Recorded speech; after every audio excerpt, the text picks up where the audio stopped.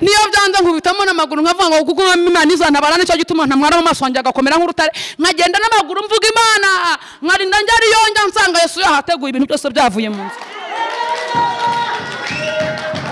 Kandi tuganire ku ijambo ry'Imana rivuga ngo Imana ikuvunira amaboko ya Farawo. Uragerageza bakubwira ariko nawe ntugakabye kuba umurokore cyane. Kandi Imana hanura kwanuza bajya batanga utwatsi ukatuzanuka dushyira munsi ya matera hanyuma uyu mugabo yaza akaryama akagubwa neza. Ntabwo bikora akubwira ngo shira ibyatsi mu biryo. Reka uze umushumure noneho banyantuza bose bamubone. Numara kumuha umukunde ko arakundwa n'abagore bose. Numara kumuhereza umukunde ko ari bukundwa n'abagore bose urabigenza ute?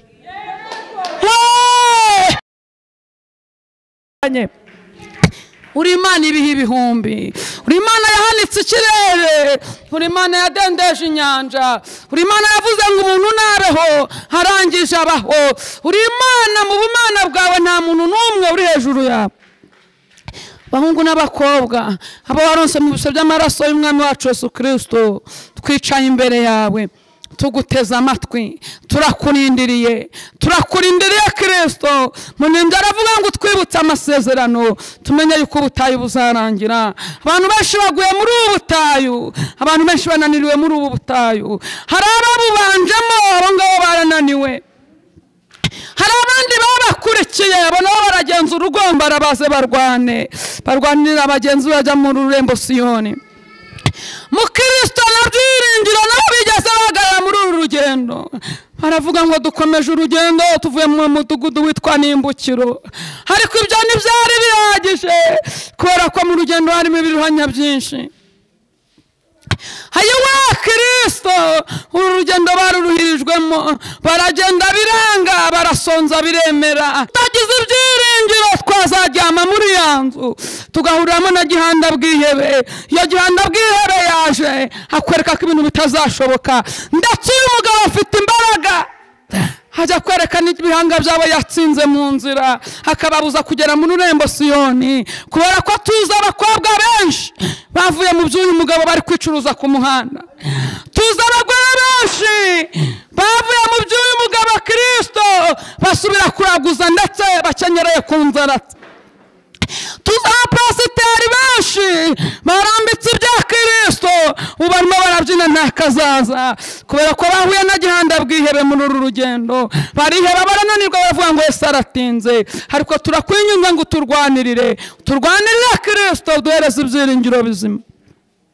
Abantu bari ahantu bongera duhe ibyiringiro bizima, tumenye ko tukwiringiye nk'umurengezi n'umutabazi, tubone kugendana nawe dushize amanga, tubone kuzatarura rurembo Siyoni. Turagushimye rero Data wa twese kutwemerera ibyiringiro kandi ko wemeye kugendana natwe. Maze urugendo rumubanye rurerure biramuyoberera kubwira ngo nutemera ko tujyana njyewe ntudukuri nahangaha. Hayiwa Kristo, reka wemere uyu munsi tugendane nawe, reka wemere uyu munsi tuvugane nawe, reka uyu munsi dukorane nawe, reka uyu munsi mu minsi isa nk'iyi ngiyi tukubone nk'Imana ya Isiraheli. Mana tugukomeye amashyi komeye kubana natwe. Ababyeyi baguhaye impundu, kwari tuvuze ngo ababyeyi baguhaye impundu, cyubahiro nikikugarukire. Urakoze urakarama ni mu izina rya Yesu, amen. Aleluya, amen, haleluya. Hanyuma rero ahangaha twaje kugira ute? Amen, amen. Fasha. Haleluya, amen. Kwari tuvuze ngo twaje kugira ute? Gusenga. Hari n'abandi twatambutse ku isoko nabo bari kugira bate? Bari gucuruza. Kandi bari basizemo iki? Banadutanze kuko twasanze imiryango yabo yose igize ute? Ifunguye. Haleluya, amen. Hanyuma rero mbere umuntu mwicaranye ngo muneze buke. Amen. Naguteze iki? Nabyo biranga. Haleluya. Hanyuma mubwire ntagute ko nabakunze buri wese aterekera uko yaraguje. Nukuri kwisumba byose umwe yagurukira muri uzi kurinda kubera ko ari aho yamurinze bahuriye, undi agahaguruka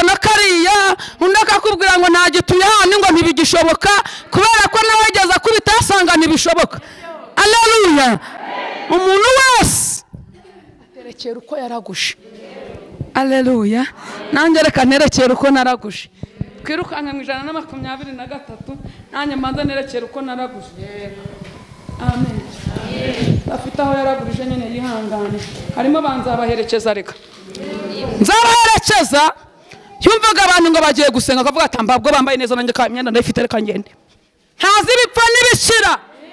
Akabaherekeza. Nimba se nakabyara muzabaherekeza uzageza ryari. Aleluya. Ariko uyu munsi nawe wigerere kuko umwenda wari ukingirije ahera waratabutse.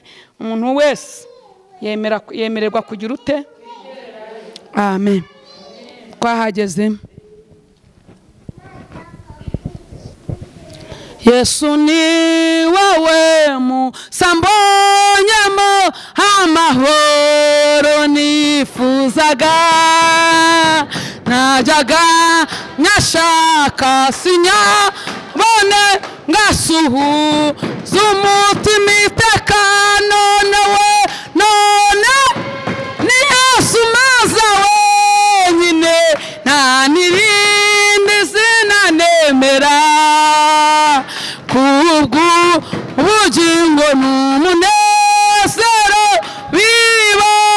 bibonekera mu none ni Yesu, ni Yesu maza wenyine nta n'irindi zina nemera, kubwo ubugingo n'umunezero bibonekera muri we, nifuza gukora kwinezeza nita ku mukiza wanjye, nyimwirengagiza namwitaho nuko amfatisha urukundo rwe, none we ni Yesu maza wenyine nta n'irindi zina nemera, kubwo ubugingo n'umunezero bibonekera, none ni Yesu, none ni Yesu, ni Yesu wenyine nta rindi zina nemera, kubwo ubugingo bibonekera muri we, najyaga njya kw'iriba ry'isi mfite inyota nyinshi cyane, naba ngiye kunywa agakamu nkayahura nk'iyoba, none we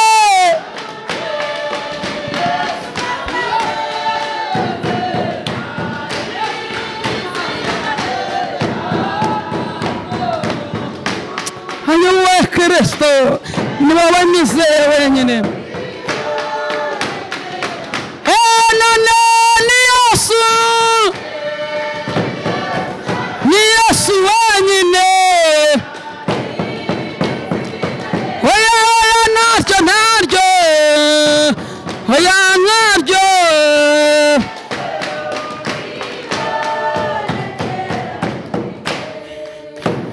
nuzuya gahinda nubwi iyabe mbuzi ibyo niringiraga, maze amaso yanjye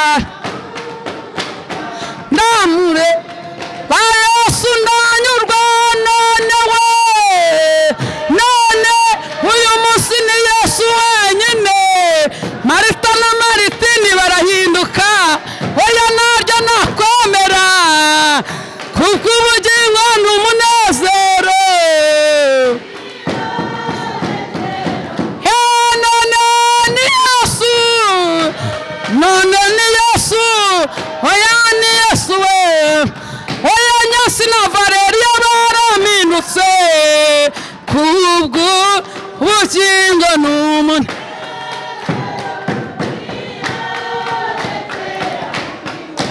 Aleluya. Nanjye nerekereye uko naraguje. Aleluya. Mumbwira ngo ni Yesu maza wenyine nta n'irindi twemera abantu bwacya mu gitondo bakaduhinduka. Ayiwe nyoko wakubyaye ajya kubwira ngo mu bana nabyaye ntabwo nkubonamo kandi yarakugiriye ku gise, ariko Yesu niwe wenyine wavuze ngo yemwe abarushe n'abaremere muzi uko muri kose. Nushaka ubuvuka kwantuza, nushaka kuba warwaye amavunja menshi ibyo ntibimureba, nushaka kuba wararaye muri ruhurane, icyapfa ni kimwe gusa, nuko abarushe n'abaremerewe baza bakamusanga akagira ati akabaruhura.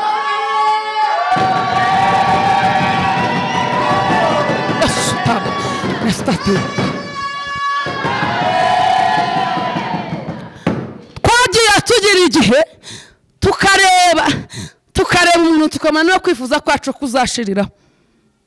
Kareba Matiyasi ukavuga uti rero ibyanjye bizahazwa na Matiyasi. Wamara kugerayo kakubwira ati burya waribeshye, njye mwana w'umuzigaba ntagaruka iwacu dukora. Hanyuma rero Yesu yakureba yasanga ngo inzira ibaye mu kabwibwi, igicuku kikubuducyaho kandi izuba rirashe, avuga ati njyewe ndi kumwe nawe. Aleluya. Aho niwe yasava duhaza wenyine, nta n'irindi zina twagira dute twakwemera. Arakomeza aravuga ngo najyaga njya ku iriba ry'iyisi mfite inyota nyinshi cyane, naba ngiye kunywa agakamubwo maze nkayabura nuko nkagirane nkiheba. Uza amariba twagiyeho, uza amariba y'abagabo twashatse tuzi ko ibintu bizaba salama bikatwangiraho tubireba, iriba rigakamuka bugutiye amazi nka Yesu. Ryariba rirakamye, Maritini aragiye. Havuga ati ariko Maritini wambwiye ko azamanura inyenyeri ku ijuru akayima nkayitunga mu rugo iwanjye, kuko aragiye. Maritini wambwiraga yuko iyi mvura inyagiye ari utoha ko aragiye, ariko Yesu akavuga ngo muri ibyo byose njye ndi kumwe nawe, sinzagusiga sinzaguhana, nuca mu mazi nzaba ndi kumwe.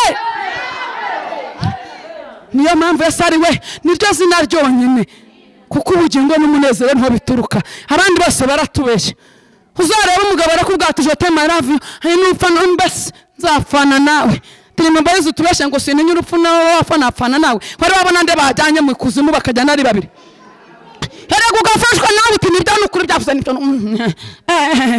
Hanyuma rakaraho gatoya umukuheri bagukubita muri serikeyi, bavuga ati reka twe tuyiteretse mu cyumba toya umushyire muri saro. Nimwe nshyira muri cya cyumba ntago nzongera kukiraramo, kandi mwageraga muri cya cyumba ibintu bikamera neza. Abati mwisi ababona undi mugore mwiza nk'uyu nabonye akavuga amagambo menshi. Impamvu kibivuga nuko Yesu akigutije uyu mwuka, ariko Yesu wenyine iyo bose bamaze kwikubura araza muri ya serikeyi akavuga ati nakubwiye ko nzajyana nawe n'urupfu tuzagira dute tuzabana. Aleluya. Tujya twiyaba tubonye wikiriza. Aleluya. Tujya twiyaba tubonye ibintu twiringiraga tubibuze, tubonye amafaranga twari dukeneye tuyabuze, ariko iyo aravuga ngo nuko amaso yanjye arahumuka maze ndakureba Yesu ndanyurwa. Aleluya. Amafaranga azashirana no kwifuza kwabo. Abagabo beza tuzabashingura twongere dudepase dutahe. Ikintu kinangaza nuko umuntu akubwira ngo ndagukunda wowe wenyine gusa ku isi ni wowe mbona, hanyuma amara kugushingura akabona ndo wabonye abamukuye he. Ko yakubwiye ko ku isi ari wowe wenyine muntu mwiza abonaho, kandi ko ari wowe wenyine akunda muri iyi si, hanyuma uriyaza n'abamaze kugushingura mukura arongera bakamuremera indi sisha. Abantu barabeshya. Yesu niwe wenyine ujya utubwira ngo niwe muntu wenyine utajya ubesha urindi ijambo rye ibihe n'ibihumbi. Abandi bose bagira bati barabeshya. Aleluya. Hanyuma rero ikomeze kuri Yesu, ahandi hose ntago bishoboka. Bishobora gushoboka mu gitondo nimugoroba bikanga. Aleluya. Bishobora gushoboka mu gitondo niko narimvuze, nimugoroba bikagira bite bikanga. Abantu iriba ryakamihorere mwe mwihanganye, Yesu agiye gufukura irindi, kubera ko Eliya arimo ahunga akagezi kamwe karakamye. Yesu aravuga ati ikigerezo n'icyari cyarangira, reka nze mujyane mufukurire akandi. Aleluya. Hanyuma Yesu agiye gufukura kandi karibu. Kandi tuganire ku ijambo ry'Imana rivuga ngo Imana ikuvunira amaboko ya Farawo. Amaboko yande yafa.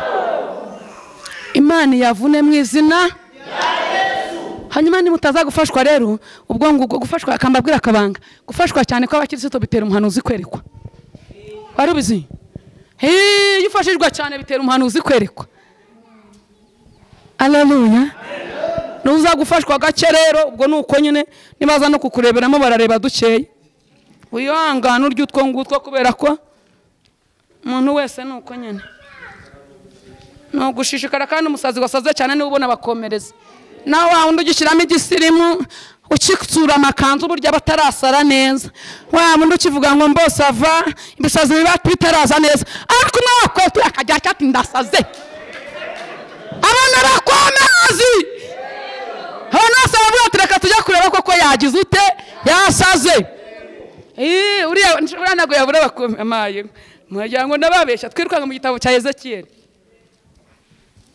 bica byaho 30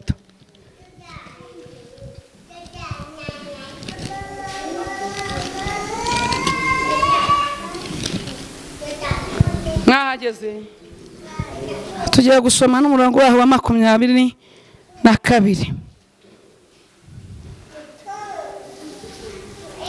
nicyo gituma umwami w'Iteka avuga ati dore nibasiye Farawo umwami wa Egiputa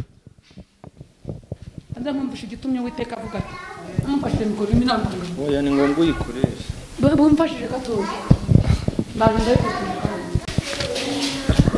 Yesaya 6:2 aya magambo tuyavugireho rimwe niho biri bworohe dusome ijambo riboneka mu gitabo cy'umuhanuzi Yesaya 6:2 murongo waho wa mbere abahageze dusome mu izina rya Yesu uko abayisiraheli bazakizwa kubw'urukundo nkunda Isiyoni sinzatuza kuko ngiriye Yerusalemu sinzaruhuka kugeza ubwo gukiranuka kwaho kuzatambika nko gutangaza k'umuseke n'agakiza kaho kakamera nk'itabaza ryaka. Imana itugirire neza cyane. Haleluya. Jambo ravuze ngo sinzatuza kubw'urukundo nkunda hehe bari bagiye kera cyane mukanya muraza kumva ati twafashijwe hanyuma rero kubw'urwo rukundo nicyo cyatumye 22 muri Ezekiyeli murongo 22:30 avuga ngo mwana w'umuntu nibasiye nde yabikoreshejwe n'urukundo rukoresha amabi menshi nawe rwarabimukoresheje Imana rwarabikoresheje ijya kuvuna amaboko Farawo. Haleluya. Hanyuma rero haravuze ngo nicyo gituma umwami w'Iteka avuga ati dore nibasiye nde Farawo umwami wa Egiputa nzamuvuna amaboko yombi uko nabanje kuvuna mvune n'ugusigaye kugikomeye kandi inkota iri mu kuboko kwe nzayishyira hasi abanyegiputa nzabatatanyiriza mu mahanga mbateragane mu bihugu amaboko y'umwami w'i Babuloni nzayakomeza inkota yanjye nyishyire mu kuboko kwe ariko Farawo we nzamuvuna amaboko azanihira imbere ye ameze nk'uwakomeretse igikomere uruguma rwica kandi amaboko y'umwami w'i Babuloni nzayakomeza naye amaboko ya Farawo azatentebuka maze bazamenye yuko ndi Uwiteka igihe nzashyirira inkota yanjye mu kuboko k'umwami w'i Babuloni akayuhira igihugu cya Egiputa. Imana itugirire neza. Haleluya. Kubw'urukundo Imana ikunda Siyoni kubw'urukundo n'imbabazi igiriye Yerusalemu ntabwo Imana izatuza nta nubwo izaruhuka. Mumbwire ngo Imana nta kiruhuko isizemo ku bibazo byawe. Imana nta kiruhuko isizemo ku bibazo. Hanyuma kubera ko Imana yarebye iritegereza isanga nubwo igukunda ariko Farawo nawe arahari kandi arimo arakorana imbaraga nyinshi. Imana yamwitegereza iravuga ngo nubwo uyu muntu mukunda umuroza ariko ari bugufi bwe nubwo uyu mwana wanjye namubwiye ko nzamukorera ubukwe ubuzirika ari bugufi bwe. Haleluya. Irangije iravuga kubera urukundo njye ngukunda Farawo nzamwegera hari ukuboko kumwe navunnye uravuka kuba twaravutse n'amaboko ya Farawo Imana yagiye ivuna kuko bagiye bategera bakunda bakazibazingiraho kuvuka bikabadanje Imana ikavuna ukuboko kwa Farawo ukagira icyo nawe ukaburavutse. Haleluya. Imana iravuga ngo navunnye ukuboko kumwe, kubera ko iravuga ngo uko nabanje kuvuna mvune n'ugusigaye kukigiza gute kugikomeye niko haruguru hagize hate havuga. Twaravutse rero tuvuga Farawo yavunitse ukuboko kumwe, ariko amateka aravuga ngo nubwo wavutse iwanyu karanda y'iwanyu iracyavuga, ivuga yuko mushaka uko mugize 30. Kumwe niko yavunitse ukavuka, ariko kundi gusigaye kuvuga ngo uzashaka uko washize ngahe 30. Hanyuma rero umaze kuba kwisi baravuga ngo nubwo uvutse iwanyu nta muntu ujya wo wiga ngo arenze mu wa 4 primaire. Kubera kwa Farawo kumwe kwavunitse uravuka ugera kwisi, ariko gufasha amashuri yawe kuracyakomeye.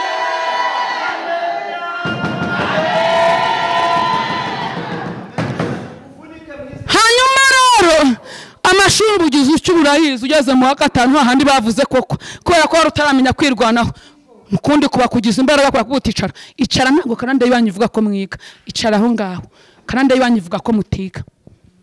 Uravuka uvukura umukobwa mwi naho bifitiye confidence, ugenda ukumva byaciyemo, ndetse n'abasore bakaba bameze nk'ubushishi ku mamesa, ariko wakubwira ngo azakujyane mu rugo aragatabwa.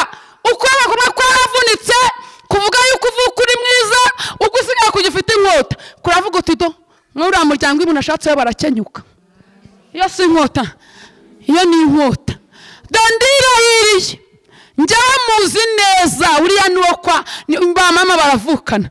Uriya do n'umunebwe umugejeje mu rugo rwaza faruteye imbere, arasesagura ateka inusu y'umunyu mwisi umwe. Wamwumvise Farawo ateka inusu y'umunyu munsi. Hari umuntu urayiteka se, ariko kubera ko Farawo afite imbaraga aguteza abantu bita batangaza amakuru badahembwa, bikorera ku giti cyabo batazajya babandikisha. Uyu muntu akaguteza abatangaza amakuru bakagutangira amakuru mabi.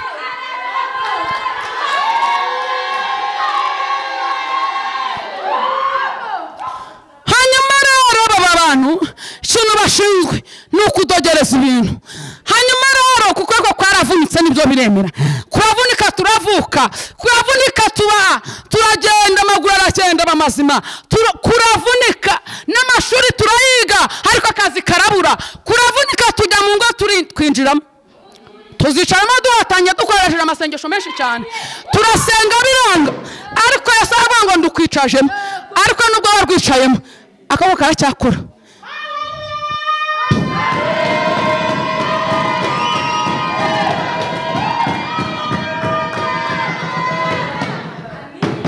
Haleluya. Wicaye mu rugo ariko Farawo nakwa kuboko n'inkota iracyakora. Nashaka nabi we Maritina aratahati agataha yimyoza ati nashaka nabi koko, ati urero nanjye naciye umugani ngo narashatse. Wireba murima, wireba Maritini kari mubi, reba Farawo ugifite ukuboko kwe ucyereka Maritini kutari umugore ushoboye. Ikiba Maritini wagukuye iwanyu ntabwo yarakwanze, yaje kukujyana saa atambutse kubandi igihumbi n'igihumbi, yakujyanya gukunze. Ahubwo Farawo ukiri inyuma yawe ugifite ukuboko ugifite inkota muri we, kakaba kagifite inkota, ni kuruteka neza wabitegura vati nawe rero ngo uzi guteka, bakwereka abakobwa barahiye bazi guteka, ukahita wumva uhonze mu maso nubwo Imana yaba yakubwiye ngo nzakugirira neza. Uwo mwanya uhita utuka Imana n'abahanuzi. Hanyuma rero Uwiteka Imana baho kubera urukundo nagukunze, nkarukunda wa Siyoni n'umurava mfite Yerusalemu, njye ntabwo nzatuza, kubera ko Farawo yanze kurekura. Waramucitse urashaka ariko niyarekura, uramucika uratwita. Farawo niyarekura arabanga nubwo umutwite nzaguhwanya nawe, ukagenda ukajya kunda nk'abandi, abandi bose bakaza bakabyara bagataha, wowe ugasigana aho ngaho. Farawo aracyakora, ariko mvuga ko ijambo nimbwiye nirambwiye ngo mwana w'umuntu njyewe Uwiteka nibasiye nde Farawo.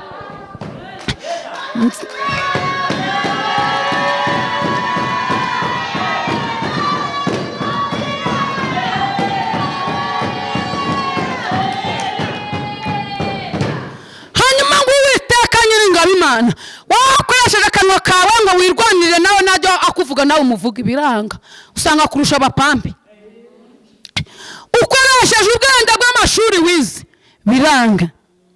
Hari abantu basizemo na logike ngo njyewe umugabo wanjye ntabwo akunda ko nsenga, ngo ubwo ngiye kujya nicara impande we ko nanezeza umugabo bwahi. Ntabwo ari we. Farawo uri inyuma we niwe mubi. Urangije urahicara n'ubundi amahoro arabura. Uragerageza bakubwira ariko nawe ntugakabye kuba umurokore cyane. Kandi manahanura kwanuza bajya batanga utwatsi ukatuzana ukadushyira munsi ya matera, hanyuma uyu mugabo yaza akaryama akagubwa neza. Ntabwo bikora. Baroroshya biriya bintu ntabwo bigize bite. Ntabwo bikora kuko bigira garanti. Yesu niwe wenyine utanga amahoro, ni mwiza, hatuma tumenyana n'inshuti mu ngo zacu ugasanga ni sawa. Uwo niwe wenyine ujya ubikora, akagusiga ubwiza utari ufite, akaguha icyubahiro utari ufite. Umunsi umwe Esiteri ibintu byikaragiye ku Bayuda, kandi mbabwira ukuntu Yesu ariwe niwe muntu ubikora byonyine bikagira umurongo ngenderwaho. Aleluya. Ibyo abandi bose ni akajagari. Hakubwira ngo shira ibyatsi mu biryo, reka uze umushumure noneho banyantuza bose bamubone. Numara kumuha umukunde ko arakundwa n'abagore bose, numara kumuhereza umukunde ko ari bukundwa n'abagore bose, urabigenza uti? Ntabwo ari ibintu bikora. Ahubwo Yesu wenyine niwe utanga inzaratsi zifatika. Arakubwira ngo Maritini ngenda mugufatiye, ndamugukundishije, nkugize uw'agaciro mu maso he, dore azakugira uw'umumaro mu buzima bwe. Kubera ko nasomye ijambo rirambwira hano Yesaya 62 rirambwira ngo noneho nguhaye izina rishya, ntabwo uzongera kwitwa intabwa, ko niko ijambo rivuga. Hanyuma rero ugiye guhinduka inkundwakazi. Iyo ni Bibiliya yabivuze. Hanyuma noneho baragushuka ngo baguhaye umukunde, niba mukubita umukunde bose bazirwa bamutonze inyuma. Uzasubira bimubwira ati noneho yazanye na Marita, yazanye na Maritine, yazanye na Sifa, yazanye na Nana. Ubutinda gasani bwose azabuzana kubera ko bamuhaye iki? Umukunde. Bamushumurije abagore bose bazajya bamukunda. Ariko Yesu wenyine wavuze ngo buri mugabo agira umugore we. Puwe namuguha azamuguha, muguhaye ari umugabo wawe. Amaso areba abandi azayanogora, bazamwikaraga imbere ajyaho namuteye iseseme. Nana atakubwira atari kuzi wa mukobwa warahejya, ariko buriya bari abagiye bakizwa we. Buriya abanyikaraga imbere ntazi ko byarangiye namaze guhitamo. Ariko umupfumu namugukubitira umukunda yiwewe azakunda. Hanyuma rero hano Yesaya 62 reka mabasomere mwumva umuntu Imana yagiriye neza, uw'Imana yagiriye ishaka, uw'Imana yemeje kurwanira, uw'Imana yavuze ngo nzaguta, uw'Imana yavuze ngo ubwanjye ndahagurutse, uwo yavuniye amaboko ya Farawo ukuntu bigenda. Yamaze kukuvunira amaboko ya Farawo no kuri kwisumba byose n'abanyegiputa. Abanyegiputa nibo bapampe ba Farawo. Pabandi amugura ati ngenda kubwira amakuru neza uratuvukana, nzamwibika riso nzayikuzanira kuko ari uzagera iwanyu. Aturana no kwa mama wacu nzajya hasi ko ngiye kumusura, hanyuma agakariso nzahita nkazana. Para n'abapampe ba Farawo no kuri kwisumba byose. Ariko Imana ibaturinde mu izina. Imana turinde abapampe ba Farawo. Umuntu ukuzi neza ni ugutanga neza. Dawidi wari mucanza avuga si umwanzi wantutse, si n'umuturanyi wanjye kuko nari kumwica, ahubwo ni wowe twagendanaga, ntacyo naguhishe, ubu nicyo nziza. Aleluya. Wa wundi uwo ni uzizi, ni utanga amakuru neza ko ati nge nyazi neza by'imvaho, akakugezayo. Twari dukomeje, bari bageze ngo gukiranuka kwawe ndetse n'abami bose bazabona icyubahiro cyawe, maze uzitwa izina rishya rihimbwe n'Uwiteka. Aleluya. Ijambo ry'Imana aratubwiye ngo maze uzitwa izina rihimbwe nande? Ni rya rindi bakwise ko wagumiwe? Biriya ntabwo ari Uwiteka wabivuze. Ni rya rindi bakubwiye ko bazakubakira inzu y'uburushi? Biriya ntabwo ari Uwiteka wabivuze. ni ryari ndi bavuze ko mu muryango iwanyu nta muntu ujya utunga miliyoni ntabwo ari na bya bindi bavuze yuko iwanyu nta urenze imyaka 50 ahubwo ngo mu mahanga yose abantu bubaha Imana bagakora ibintu byo gukiranuka aba bantu Imana irabemera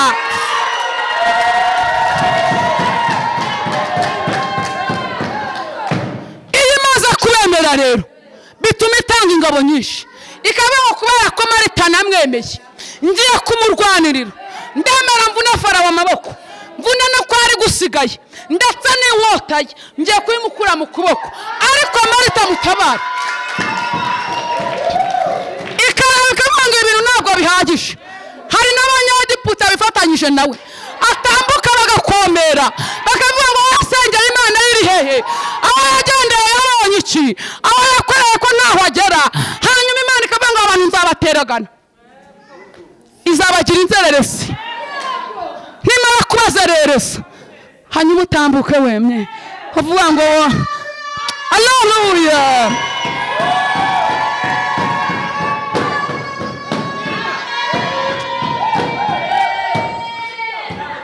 haleluya izababanza ibabwera bwese mujye mukurani mujyane hariya kugira ngo baba burakeye nawe ubutangiye kwitoza uko uzatambuka neza gahoro gahoro umuntu Imana yatabaye rero ntago bakirukanka oya nawe ubona ukirukanka uzamenya ko Imana itarakugeraho wowe urwanya umuntu ushoye ikimene cy'inyanya nicyo birukanka ngo kidapfira mu nzira ntabwo Imana ibiraza iyo Imana yaje uravanga ibyanjye biri imbere kandi ibyanjye Imana birimo nta kimungabanya nta kinkura umutima nzi yuko ndi umunyamugisha kandi umugisha wanjye nzawugera ukajya ugenda wongera ukandagira wumva ubwiza bw'Imana umanura ubwiza bw'Imana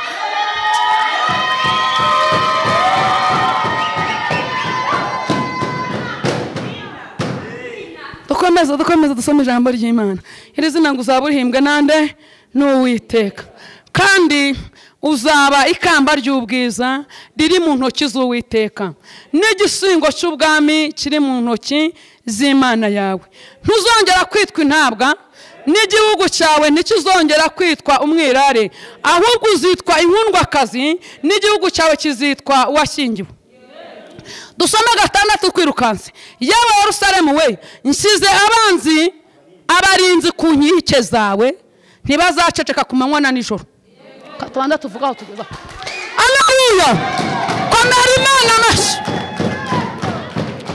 hanyuma ngo ntabwo uzongera kwitwa intabwa ariko wiswe intabwa ute dufite umurengezi haleluya ibintu bidafite ishusho ni ujye ubihereza iki ishusho hanyuma mwene data Imana ikurengere kandi uyu mwaka utararangira Imana inyuze kugira neza kose kwayo ku Imana ya Israel imbere yawe Perezida w'u Rwanda afite iyerekwa ryinshi cyane yaravuze ati abantu bose ntago banganya ubushobozi hanyuma reka mbacamo ibyiciro bitatu hanyuma perezida wamenye gushyira abantu mu byiciro Uwiteka Imana ya Israel izanirwa ku cyiciro baravuga abakobwa ukibura baravuga abagore ukibura hanyuma kandi perezida yaravuze ngo ukodesha hajya muri iki cyiciro bagira aho babarizwa ufite isambu ya hegitari nawe hagira ahantu abarizwa hanyuma n'umuntu wizebwa umushahara wa leta nawe agira aho abarizwa haba abantu bose arabitandukanya kandi bigira ishusho umuntu wese akajya amenya aho yisanga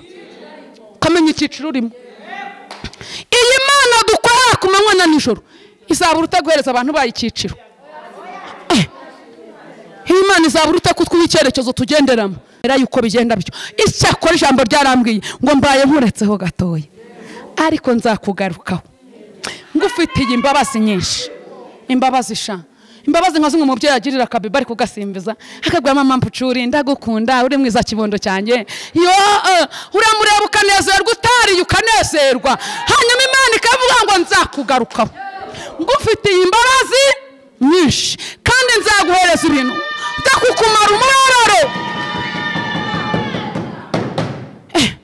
Imana hari igihe ureba ukabona yagutaye ariko burya ngo iba yigiye hirya gatoya ikuremera ibintu by'umumaro ikuremera ibintu by'umunezero ikuremera ibintu bifatika burya uzarebe umwenda urusohoka rumwe ari original pirate zikaba nk'igihumbi ku isoko pirate zihita ziba nyinshi ku isoko bagapirata kweri,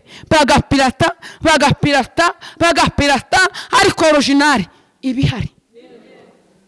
Hanyuma rero abantu b'Imana ntabwo twaga Imana izaduhereza pirate, oya, izemera gutinzi gukaranga igikaranga ipfundikira, kuko ipfunduye byahumura kera akaza kugutabara. Mwabyumvise? Nk'ubu inkaranzi igapfundura ndashaka kwatoya uriya muntu twateranye ndabirambiwe, reka njye kumuha 200 kubera ko nabibonye.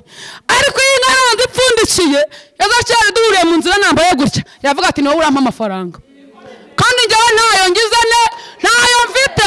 Yankaranze ineza ubukene ariko urangije irapfundikira, iravuga ati reka ngukubite umwenda wambare, reka ngukubite umubiri ubyibuhe, reka nguhe agasura keza, reka ngukubite isakoshi nziza, reka ngukubite na telefone ya touch bikabipfuye byose. Umuntu yajya kureba ukoramo agavuga turawe yagezeyo yajaga, kandi wa wundi ufite gatushi we kuri mobile money ari 150, kandi njye na touch mfite iri widene rya MTN ritagira uko ringana, amayinite nayo nagujije, bando nizo nagujije, ariko kwa Imana iri gukaranga ipfundikiye. Kavuga ati ndagupfundikira amahanga mu bukene, ndagupfundikira Maritina ari bukubitire mu cyumba, ntagusohore ngo akugeze hanze, akagukubitiramo bwaca mu gitanda akakuzanira igitenge. Nyaneza nabona bambaye cya gitenge bakuzaniye barakuzazamye ko bagukubise, azavuga ati ariko disura mugore we yagezeyo, icyama nanjye nkambera nk'uriya mugore mugabo ashahara mwambika, nuko uriya mugore atanyurwa, njya numva yivugisha ngo baramukubita, mugabo ukubita kugurira igitenge, akaba ariko bibaraguswa. Kandi Imana irimo iragukaranga yizute, ariko ngo nubwo ibaye kuretseho gatoya izakugarukaho igufitiye imbabazi nyinshi cyane, nk'izo umubyeyi agirira umwana we. Aleluya. Hanyuma rero Esiteri amaze kwimingo, amaze kuba umwamikazi, ntabwo yari imaze kugira ute, yari imaze kumwinjizayo. Ariko Moridekayi nubwo yari mwene wabo yaragikarangirwa ku irembo ariko apfundikiwe. Ariko nugera iyo ugera uzaba umugisha wa bene wanyu. Hanyuma rero irago bimukarangira ku irembo, Hamani yatama bati urabeshya wowe, nubona uryikuyeho do bazari gukura bajya kugushingura kuko ndi bukumanike. Imana nayo ikavuga ngo ndirahiriye nduwiteka Imana, ndindi ijambo ryanjye ibihe bihumbi, uwo navuzeho nawe nkamuririnda, nawe nkamurinda kugira ngo nzarisohose.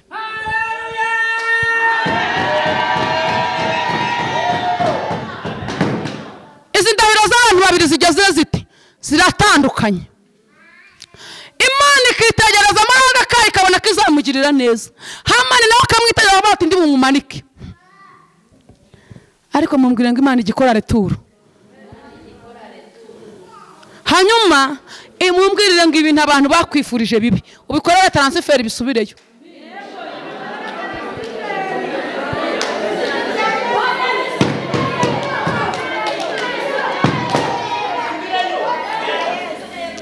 Imana iritegereza ibona ko Hamani yamaramaje kumanika Moridekayi ndetse n'inzandiko bazitanze, iravuga ngo ashingiye ko ndi Uwiteka Imana Nyiringabo n'isi.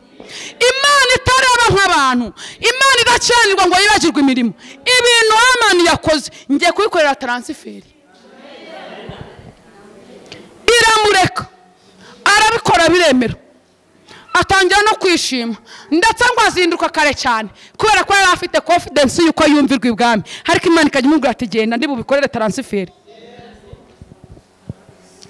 Agezeyo ibyari icyubahiro bihinduka igisuzuguriro. Nasomye ijambo rirambwira ngo Uwiteka we ume icyubahiro mu cyimba cy'igisuzuguriro. Abanzi banjye bamwara ariko njyewe singirene simwara, bakorwa n'isoni ariko njyewe isoni ze kugirane ze kunkora. Bivuga ngo Imana yari ikoze transfer. Kamugura handi Imana yigeze ikora returu ihindukiza vura. Isanduku y'Imana yarananiranye yarabuze yijya birirwa bayiteragana. Abantu bose baritegereza bata Budodomu ni ufite ubwana bwinshi, ishobora kubwica nk'iminsi nk'itatu cyangwa 4 tukaba turuhutsemo natwe tukaruhuka. Bati rero ni muyijyane kwa Budodomu, mubwire ngo Imana yarihindukije vora.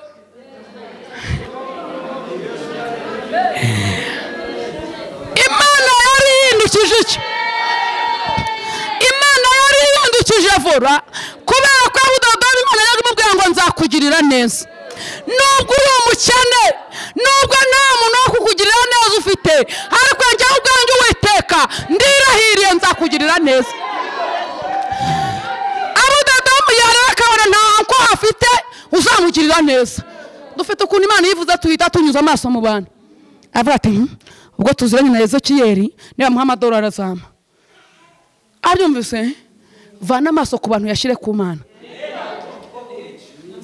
Nubwo amaso yahanze ku bantu niwe ategereje amadolari, hanyuma izateza kumuha amadolari niyo yateza nawe akazi wawe.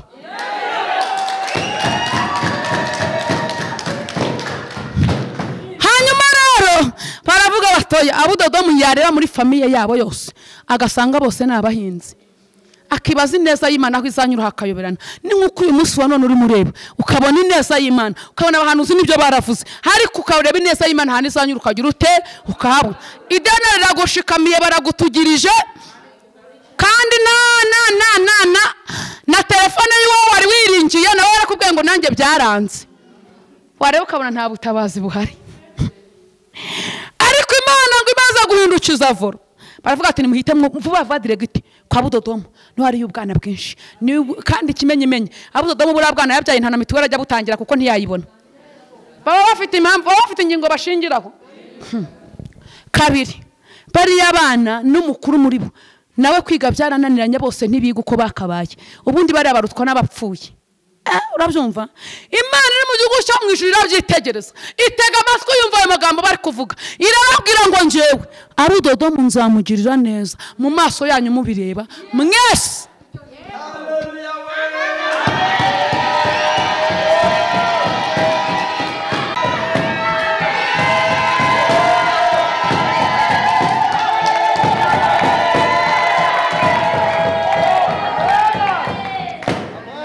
Amen. Hanyuma rero babari bazi ko bamusunikiye ibyago kuko wanyuraga yicaga abantu, ariko mubwire ngo yabicaga kubera ibyaha byabo.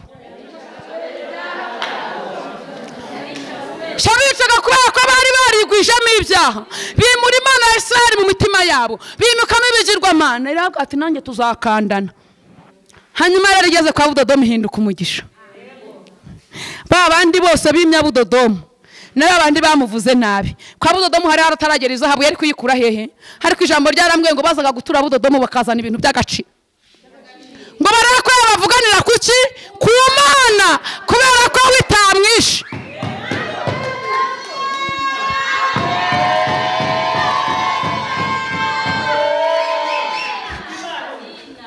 Hanyuma rero umvaga Abudodomu yakoze, nawe ni ku munsi ugiye gukora kugira ngo Imana ikore. Isanduku y'isezerano Abudodomu akimenya ko yageze iwe, haravuga ati ntabwo ibintu bisanzwe. Yemuka ku buriri bwe n'umugore we, avuga ati have imuka, have twimuke. None nitumara kwimuka ibyari indamu yacu tubihindura igihombo, hanyuma ibyari kuryama neza twemere tuwabare, ariko Imana yacu iryama hazima. Haleluya. Agira ibintu muri we yirengagiza, agira ibintu arekura kugira ngo abone Kristo muri we, kugira ngo imirimo y'Imana ikorerwa ahantu hagutse. Undi muntu wigeze agira ibintu yimura Imana ikamugirira neza n'abugingo n'ubu. Elisa nagutuma mvuga amagambo menshi ndagira ngo wumve Imana. Elisa yaragenga umuntu agira umwitero, arangije Elisa aragenda abwira Eliya ngo wambabarira nkagenda nkajya gusezera kuri data na mama, ikintu kishaka gukora muri iyi minsi wumvije yakubita ingoma hanga uhituza byose n'amazimwe yawe no kuroga kwawe no gupfumaguza kwawe n'ishari ryawe uhita wirwanyira mu nzu. Hanyuma Elisa arangije ngo Eliya aramubwira ngo ntacyo ngutwaye. Elisa arangije aravuga ati noneho njyewe nubwo nari ndi hanze hariya mu isoko, ariko nari nacuruzaga inanga mucuruza bya ngo mwitawe n'umusururu. Yego reka tuvuga gutyo, ntacyo umuntu wese yumva mu rurimi rw'iwabo mwuka wera amaze kumanukira intumwa, umuntu wese yavugaga mu rurimi umuntu akahita yumva ibyo avuze. Namwe mwumva ibyo mvuze mu izina rya Yesu. Hanyuma rero ngo aravuga ngo njyewe ubwanjye nari nifitiye urwagwa nubwo Yesu atambutse ndi mu kabari, nubwo numvise ko kwa Ezekiel bafunguye icyumba bari gusenga urusengero rukaba rukora no ku cyumweru ariko narindi mu kabari harimo abahise bazabirwa n'amacupa bayajyana mu rusengero uyu muntu kugira ngo azihane biragoranye azihana mu gitondo nimugoroba nimukubitana usanga yongeye yayisomyeho kubera ko ntabwo yigeze agira ubwenge bwo kujya gusezera ariko Elisa ndamukunda cyane ngo aravuga ngo nubwo narindi mu murimo ariko nari mfitemo n'ibimasa byahingaga none reka mfatire ibimasa byanjye ngende mbijyane nimara kubijyana mbibage nimara kubibaga kubera ko ngiye gusezera kuri babandi twari turi kumwe muri bya bindi mbibatekere mbibagaburire babwirane ngaho rero utemeye ko tujyana araho njye ndagiye ntuzongere kumbara mu ishusho yawe ubu ndagiye nkurikiye umuntu w'Imana ngiye gukorera Imana ikintu Elisa arwanaga nacyo iyo aza gusiga ibimasa byo mu murima ariko kujya yicara mu nzu y'Imana akavuga atemba ubu bimasa byanjye bimaze guhinga hegitari ese ubu nzajya kureba imyaka ryari ubu se ko byahinze nzatera ryari kimasa yakumva cyabiye akavuga atoya akamendetse umurimo w'Imana njya kureba ko kitavunitse dufite akaga kenshi manye ibintu ndi kubwira abantu ndi kubabwira ngo ikintu gisenye ingo nyinshi abagore n'abagabo twagiye tuva iwacu ariko dusiga tudasezeye njyewe nabonye umugabo narambagizwaga na Ezekiel yambwira ati tuzabana nkambwa nawe ndagukunda uyu nawe akambwira ati tuzabana ati nanjye ndagukunda n'uyu nguyu nkambwira ati nanjye ndagukunda n'uriya nkambwira ngo ndagukunda twigeze ngo bagarira zose kuko utazi rizera nirizagira ute nirizarumba abakobwa ngo ntabwo uzi rizera nirizagira rite nirizarumba kandi ngo uwishe abiyamaze abeza ngo se uyu muntu numva kuburangira atafite ingingo imurengera ariko Yesu aravuga ngo maramaza kunkurikira hanyuma wikorera umutwaro wawe n'injye wongeye uzagira ute uzawukuruhura kandi ijambo rirambwira ngo nta muntu ukeza abami babiri rirongera rirambwira ngo udashyushye ukaba utanakonje mbese ntahuri ngiye kukwipakurura nkuruke gute nk'ahari ahirya hanyuma njyewe bigizeho ngeze amahitamo ndaje nicaye muri uru rugo rwa Maritine akanyambwira ngo akuze sheri kuki mutakorofye mu nzu uyu munsi mbabarire nari mugiye mu turimo twinshi n'umwana yariraga Maritine yamara gutimuka ngahita kubera ko ntabwo nigeze nsezerereza Ezekiel nkamukana Ezekiel waramutse umeze ute amakuru mbese Maritine yagiye rero hanyuma uze kuza undebe tuvugane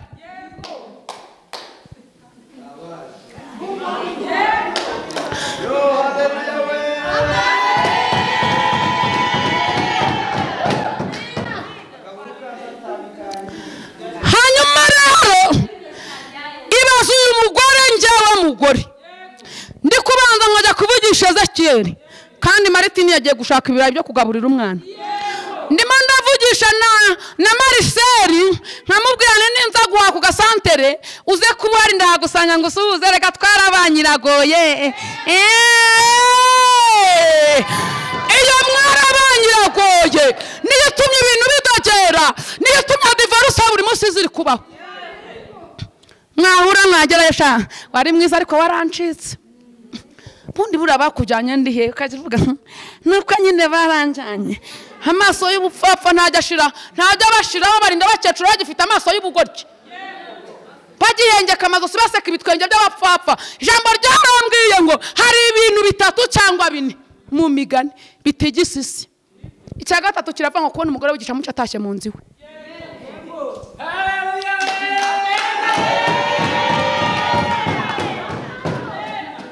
hanyuma rero cyo nicyo mbabwiye cya gatatu hanyuma rero uyu mugore wagiye guhagahura na Mariseli ku gasantere araza kuza Mariseli yamubwiye neza yamubwiye ko yabaye mwiza kandi Maritine wari buze kuza yarushye ananiwe akeneye yo kumukuramo inkweto ntari bumubone akeneye umuntu wo kumubwira ngo amazi ngari ya nimukarabe ntari bumubone kubera ko Maritine nubundi Mariseli yamaze kukwica mu mutwe ko nubundi akigukeneye umutima uri inyuma iriya nubundi mvuye muri uru rugo Mariseli yanjyana mwishe udateseka iyo umuntu ataye imfura wataye ibiheko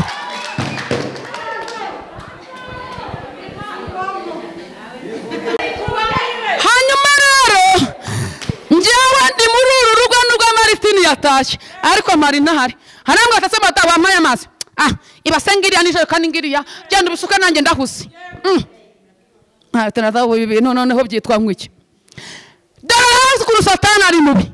Maritine ejo azahura na nyina neza. Agakweto yakagize atya agagenda atya namureba musekere avuga atari ko burira muntu ntiyavamo umugorera nubundi ko mfite mbona yananiye wamusuhuza nkumva ajomvise Maritine azasuhuzanya neza nyina neza nawe kubera umusonga yibereyeho aseke cyane yemera sekere hejuru y'agahina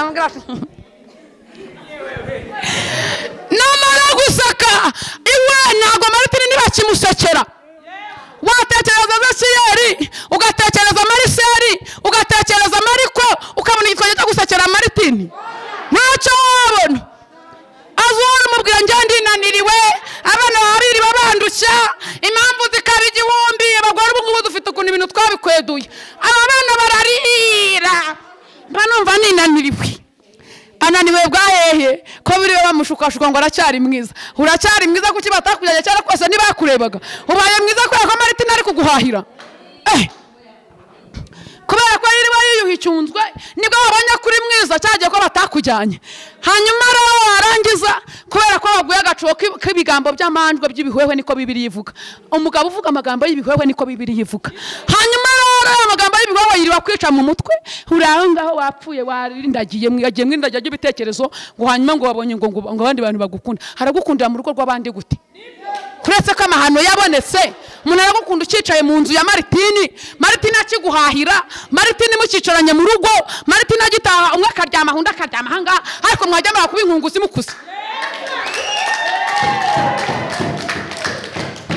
muri ndabongo yandika gucyaza abami babiri ngo nimba ari Imana dukorera nimureke twerure wowe urasenguka napfumaguza ngo Imana yanze gukora yaramase sabwira umupfumu wa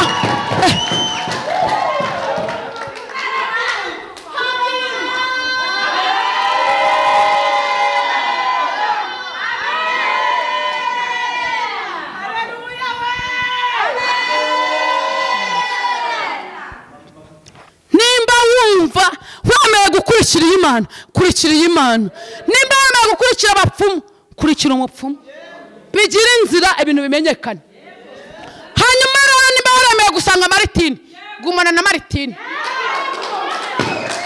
yahashya byinshi mugumane yahashya bicaya mugumane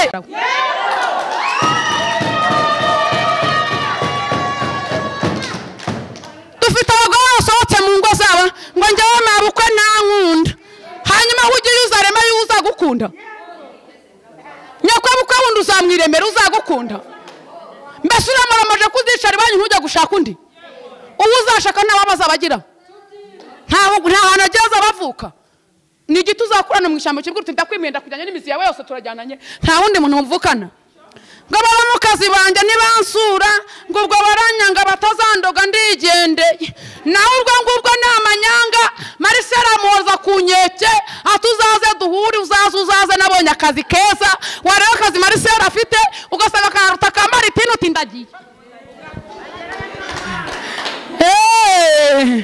wagerayo waba ukiri mu nzira utaragerayo Marisera telefone akayikura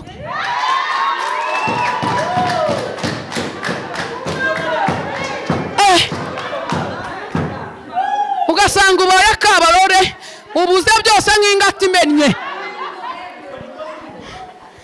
iyi ngati imennye rero icyambere umutwaro yari yikoreye ubuhanutse wikubise hasi kabiri nayo ihita ihubuka ku mutwe ibura umutwaro ikabura n'umutwe yari iriho nta kintu isigara hasi mu bitaka uje wese arayikandagira uyibonye akayigirira impuhwe arajyana akajya kuyishanisha umuriro ibyayo biba birangiye kubera ko yamenye umutwaro yari itwaye nakuze mbona kwa nyogokuru bazana ingata akayimanika hariya avuye nko kuvoma akayimanika akazongera akayijyana kubera ko iyi ngata impamvu yagiraga agaciro nuko icyo yari yikoreye yakigejeje mu rugo ariko iyo bimeneye mu nzira ntabwo nta gaciro bigifite nayo ayitaho ngaho kubera ko agaciro k'ingata ni umutwaro yikoreye agaciro k'umugore ni urugo yicayemo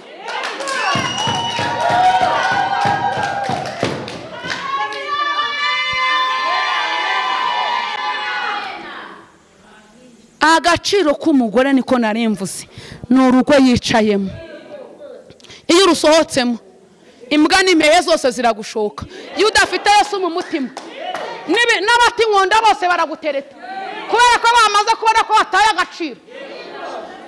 Nugenda ameze atyo nawe acumbagira yerekeza bakora ko nta mugabo aza ameze munyingurire. Umusinzi wasinze agwa ku muryango we akahigarika ntahapfa kubera ko azi ko nta mugabo uri buze kuhamuterura, ariko abazi ngo urugo rufite nyenerwo. Baravuga ngo nyirarwo ntahagera, ibintu birakomera bigatuma batambika amaguru bakagenda. Haleluya. Hanyuma rero Imana ya Isiraheli igifata ibintu bitoya cyane. Jambo ryaramwe ngo nubwo itangira ryawe ryari ritoya, ariko gato wagenda ugira uti waguka waguka waguka waguka waguka, bajya kubona bakabona ibintu bigize biti biremeye.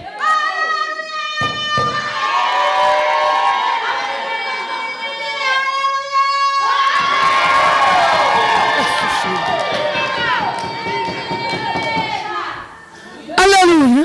Ndagira ngo nkubwire itangazo rivuga ngo nimba udashoboye kwihanganira Maritini musohokere mu rugo afazari, ugenda wicare baguterate ariko bataguterateye mu rugo rw'abandi, kubera ko ikintu mbivugira iki kintu Imana ikunda abagabo. Ijambo ryarambwiye ngo Kristo niwe mutwe, kandi umugabo wese hari ahantu handitse ngo umugabo ntajye asenga yipfutse igitambaro.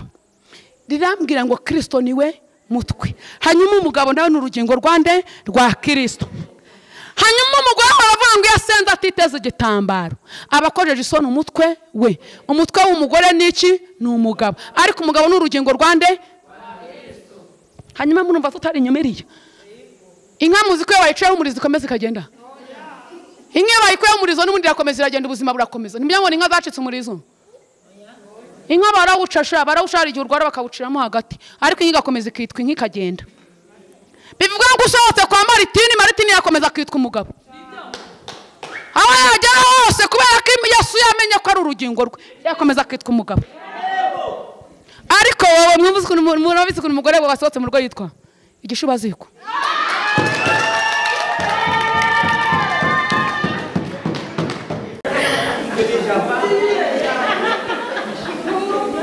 Maritini akomeje yitwa Maritini, harakomeje yitwa n'umugabo, ariko wowe ugiye kwitwa igiki? Gishubaziko. Izina ribisha, izina ribi. Ariko Imana yambwiye ngo umuntu wese uyu musuri bwemere iramuhindurira izina ribi, hanyuma imuha izina rishya. Hanyuma rero nubwo wakomeza witwa igishubaziko, ariko ukagumana ijambo ry'Imana ugasenga ugahamagara Imana, mureke mucyeke igishubaziko mucyihorere, ugahamagara Imana isumba byose. Ijambo ryarambwiye ngo gitanga amahirwe ya kabiri, ariko yahereza umuntu wamaramaje. Amahirwe ya kabiri arahaba muri Bibiliya, ariko yahereza umuntu wagize uti wamaramaje, akavuga ngo nubwo ibya mbere byanze, ariko hari ikintu cya kabiri Imana yampereza.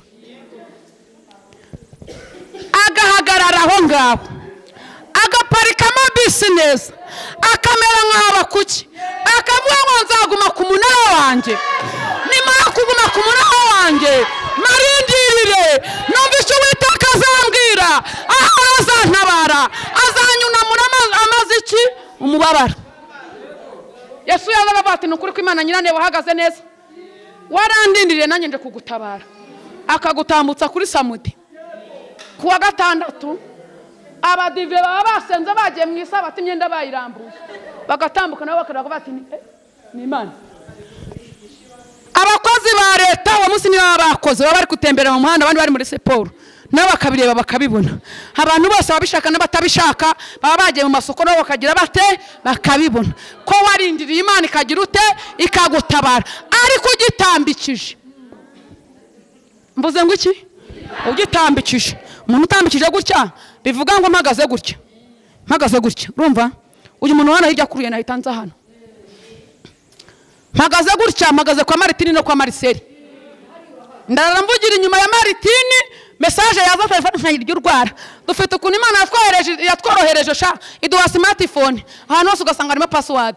Kuri message password kuri WhatsApp password, kuri call password, hano hose ibintu byabaye password. Noneho kuri mpagaze gutyo Martine ntabwo ndi kuvuga ngo hano hari Martine, hano hari Marcel, uri bukurure kurusha undi ndahita ngenda kuko ntago mfite mpagarariye, ndimo ndakina kazungu narara bibiri burya cyangwa ibi ntiburye, nimba nzapfa ntabwo mbi, nimba nzapfa nzakira simbizi, uri bukurure wese turajyana uyu hano nawe nakurura ndaza binyoroheye.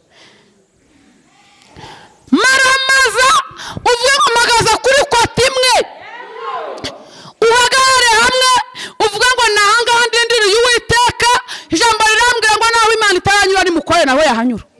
Abantu babivanga ntago bizavanguka. Haleluya. Hanyuma rero turacyakomeza.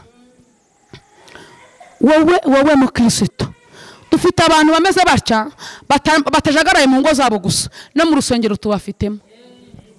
Dufite abantu babaswe n'umwuka wo gupfumaguza, baje gukizwa bafite umwuka wo kuraguza, bararaguje baza badasezeye aho baraguje, ariko barangije barahinduka, ariko ntibahindukira. Ibintu vuza murabyumvise? Guhinduka kwa wa muntu nubwo babango njye nakire Yesu nk'umwami n'umukiza mu bugingo bwanjye. Uyu muntu arahindutse kuko ari umupagana abaye umukristo. Umuntu umukristo ni umuntu wese wakire Yesu nk'umwami n'umukiza. Uyu muntu abaye umukristo. Ariko umukiranutsi atandukanye kure n'umukristo. Kwakira Yesu nk'umwami n'umukiza ntabwo bikomere kuba umukiranutsi uyu munsi. Ahubwo umukiranutsi ni wa muntu uzakira Yesu nk'umwami n'umukiza, yarangiza akagera kuri tere y'icyaho aho agiye kugikorera, yarangiza akafata gikozwe no mukiranutsi.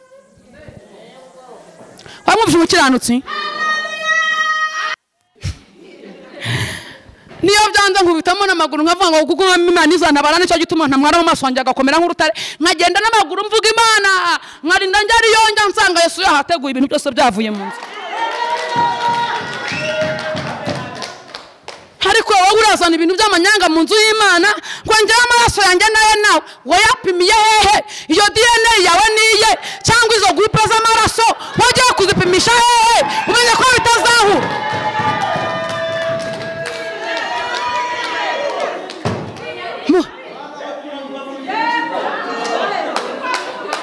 Kwa muganga ko abonye bafite icyuma gipima amaraso bakamenya ngo ufite groupe iyi niyi, bakayikubwira wanyoye ukabuyizi.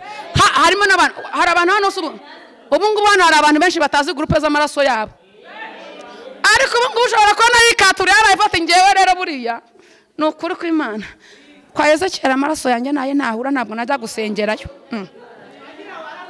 Kutaza yawe ari iyihe groupe, ejo yagusanga wagaramye kwa muganga bakeneye amaraso bamupima bagasanga ni uri buyaguhe, kandi wavuga ko bidahura byagenda bite?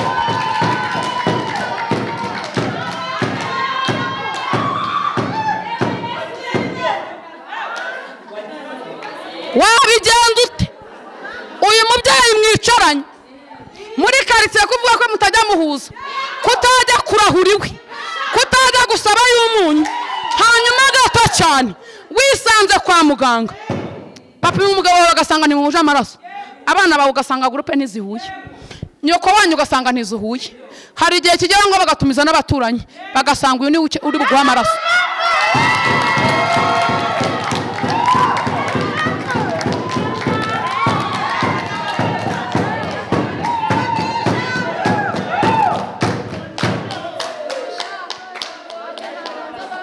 Wabigenda ute? Kandi mu matwi yaraguyemo ijambo ry'uko yavuze ko amaraso yawe nayo adahura. Wabigenda ute kugira ngo umwumvishe uretse ubuntu bw'Imana bwabimwumvisha? Wowe ubwawe wabigenda ute ngo ubone amaraso nawe ubeho? Kandi ko n'utayabona uri bupfe urabigenza ute? Wabigenda ute? Tubane kivandimwe muri iyi si twese turagirirana. Nta umunyarwanda wavuze ngo ntangizi yigize. Ndagukeneye kunzamura. Abantu babiri mu buzima bwawe utazatakaza naho bakubera babuzihangana. Abantu utazata ni umuntu umwe abantu babiri utazatakaza. Uyu muntu ukurusha icyo bita kuba kuri ministeri karako, akakurusha amakuru y'ijuru, burya ntuzamutakaze kubera ko akurebera ejo hazaza uko bizaba bimeze. akakubwira ati ejo ntuzajye kwa ntuza yakwiteguye azakuroga. Uyu muntu akufashije Imana kubaho kwawe, ariko dore undi muntu utazigera wikururiza mu buzima bwawe, umuntu ugukomerekesha ahahise hawe, umuntu ugukomerekesha ahahise hawe. Arakubwira ati ndabizi cyera washukuraga ibijumba n'ubundi ubibonye wabicukura.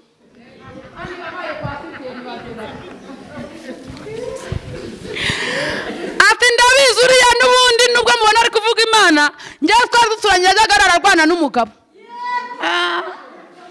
Iyo kumvise amavuta ahita amanuka ugakurura urugongogongo, ariko Pawulo aravuga ngo nshobozwa byose na Kristo miki imbaraga. Umuntu agaba ku mateka akabaterere kari umunanira n'ubundi uriya mukobwa ari niba yari yananiranye n'ubundi ati hari n'abantu baza amanyanga abantu bo mu cyaro hafi ahangaha aterega n'ubundi ashaka basanze atari umukobwa basanze yari umugore twabura kumunanira gute yaragiye ari umugore. Yo iyo byumvise rita rusenyuka tuvuga tugarwa rwasenyutse n'ubundi ntacyo rugifatiyeho burya nawe yabimenye. Umuntu ukomerekesha hahise hawe uyu muntu uzamugendere kure cyane kubera ko ni mubi, niwe muntu mubi n'umurozi arakuraba kwicuragaze ukajya ugenda warapfuye ariko warashize kubera ko uyu muntu yagukomerekesheje hahise hawe. Haleluya.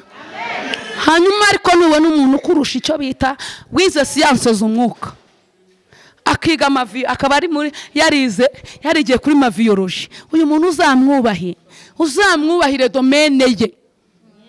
Cyo tugeze kwa muganga turamwubaha kubera ko yize siyanse zimene, ariko muganga nawe yabikomeye nanjye nkubitamo siyanse z'umwuka. Nkamugana mvuga ko Imana imbwiye irambwe ngo akazi kurinze kukakwirukana akafata me kandi nawe arimo aragira ute mukanya ribuze kuvanga pastamoro n'ibindi antere nanjye mpembuke, ariko nanjye ndibuze kumuhembuza icyo adafite. Niyo mpamvu rero abantu bose bagize bate barakenerana. Uranyeneye nanjye ndagukeneye, tubana amahoro rero. Reka kuza kumbwanga amaso yanjye nayawe ntabwo ahura. Ntacyo niba ufite groupe A nkabanye ufite O positive nta kibazo, ushobora kuba muri A yawe ufite agafuka k'umuceri mu nzu, ariko nanjye ubwanjye muri O positive yanjye mpagazemo nkaba nifitiye ibishyimbo. Kufite umuceri nkagira ibishyimbo, umaye umuceri sinagwa ibishyimbo twese tukarya. Nase urumva utanyeneye. Ufite amafaranga yawe ariko nanjye mfite iduka ryanjye, uraza guhahisha amafaranga yawe nanjye mfite iduka ryanjye. Hanyuma se ko mfite ibyo ukeneye nawe ufite ibyo nkeneye, wanyubahiye icyo ngicyo gusa. Dufite abagore bari mu nzu y'Imana ntabwo nzima nta nubwo ari binanenze ko ndi bubwirize. Dufite abagore bari mu nzu y'Imana ariko muri quartier babaye akahebwe, agera mu gasoko abantu bose bagakangarana. Akavuga n'akari murore kandi ngo ni umurokore. Aho ahahira bamubona yinjira ati wa mugore araje, ariko ibaze n'ukuri kusumba byose. Muze dukizwe kugera ku rwego imirimo yacu ivuga ubutumwa no muri quartier aho dutuye. Nimba umuntu muturanye atazi kuri umurokore, nta muntu waneza abantu bose, ariko nibuze uruburizo. Burya n'umwana wabyaye nimba atazi kuri umurokore aho uziyicarire muhira, kuko abana twabyaye nibo batanga buhamya bambere dufite. Uzasanga umwana w'umurokore nawe abyinagira cye, yumva akagoma kagiyemo nabo kajyemo narakira gucya. Ikintu cya mbere avuga ni haleluya, kubera ko yasanze nyina ari byagira ute akora. Ariko umwana w'umutukanyi nawe avuka tukana, yiga kuvuga avuga ibitutsi kubera ko yasanze waba ari byo bagira bate bakora. Rero nimba n'umwana wabyaye atazi icyo uricyo ntahuva nta naho ujya. Nimba ujya guhahira mu gasoko ugataha abagore bose bifashe imunyeri ati tugize Imana aragiye, ntahuva nta naho ujya. Nimba abantu baza kukugurira ukabisye ntahuva nta naho ugira ute ntaho ujya. Banza ukizwe uhere hasi ukizwa ugenda uzamuka wiza kutubesha kubera ko Imana yaguhaye ijwi ryiza no gutendereza neza bashyiramo bakona birakubereye. Wiza kutubesha icyo ni igipindiyo ni waraza uri muratera. Kwidukubita icyo bita waraza rwose. Korera Imana neza ukizwe nneza, Imana izakuvunira amaboko ya Farawo. Ntago uwo munwa muremure ufite wavuna amaboko ya Farawo nubwo wagira ute. Ntago ndaje inyuma y'ijambo, ndacyari mu ijambo rivuga ngo Imana ikuvunira amaboko yande ya Farawo, ariko kugira ngo ayo maboko avunike urabigiramo uruhare. Ibyo Imana ni donadona, ntabyo ubuntu igifite, ntabyo gutera inyoni gifite. Oya, urakora nayo ikagira ute igakora. Haleluya. Hanyuma rero mukizwa ahantu hagaragara n'ahatagaragara kugira ngo tubone uko duhinduka abakiranutsi. Kubera ko gukizwa cyonyine kwakira Yesu nk'umwami n'umukiza ntabwo ari ururembo ruzatujyana mu gihugu cyo mu ijuru. Dusanzwe tubona abantu benshi bakira Yesu nk'umwami n'umukiza. Dusanzwe tubona abantu uyu munsi wa none barabigize ndabimenyereye. Mwihangane nayo magambo njya mbwiriza niyo byaje neza n'ibindi byose mbishyiramo, ariko ndagira ngo ugire ahantu uva n'ahantu ujya. Abantu babigize ndabimenyereye, hanyuma uyu muntu wabigize ndabimenyereye haravuga ati reka mbikore n'ubundi tuzagusega kwa gatatu bazasenga tuzihana. Noneho abantu kubera ko n'ibintu bazanye by'ikisirimu nta bantu bajyagara ku karubanda ngo bihane. Nzapfukama pasiteri azaza tubwire ngo nimufukame, hanyuma mfukame nshinga umutwe nerekeza ikuzimu mbwira abazimu n'ubundi nubwo nihanyuye umunsi ariko ejo nzagaruka. Urimo urabongorera ati ni mu inshuti zanjye nzagaruka. Urimo urabwira satani hariya hasi, ariko n'ubundi kuri telefone message iri buze gusona bakubwira ati sura tabyari ngusange handi nkugurire kamwe, ariko uti nta muntu uzabimenya. Ariko nubwo abahanuzi bakureba bakakuyora bagaceceka suko baba batakubonye, ahubwo bakwihorerera kugira ngo umunsi umwe uzahure n'Imana mu ikorosi gusekure.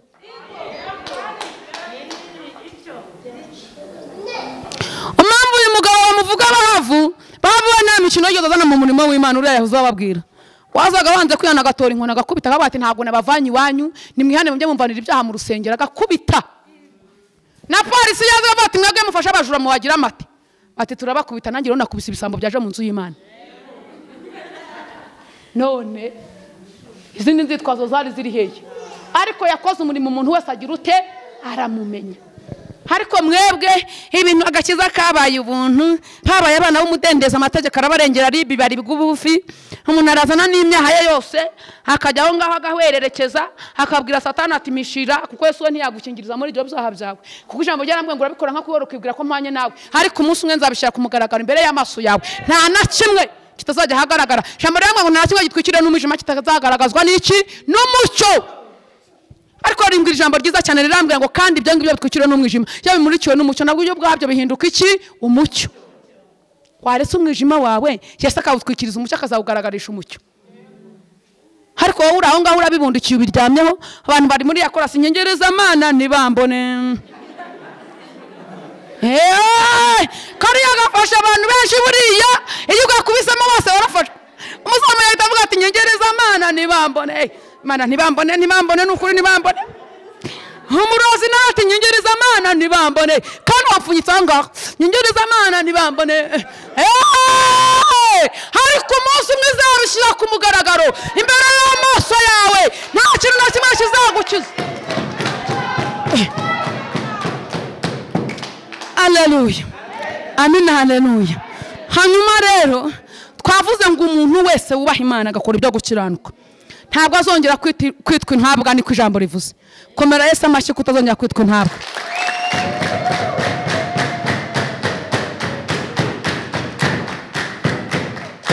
Ongera ukomera Imana bashye kuhindutse inkundwakazi mu maso y'Imana.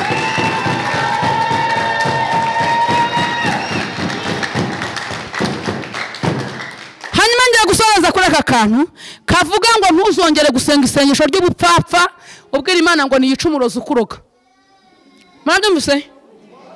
Ntuzongere gusenga isengesho ry'ubupfapfa ubwira Imana ngo niyice umurozi ukuroga cyangwa nimwimuri, ahubwo ubwira Imana ngo bikore bagihari. Baraha kuri Imana ivuguruza imigambi yose, baraha kuri Imana yejuru y'abapfumu, baraha kuri Imana yejuru y'abanyamagambo, bamenya kuri Imana itabara uwahamagaye.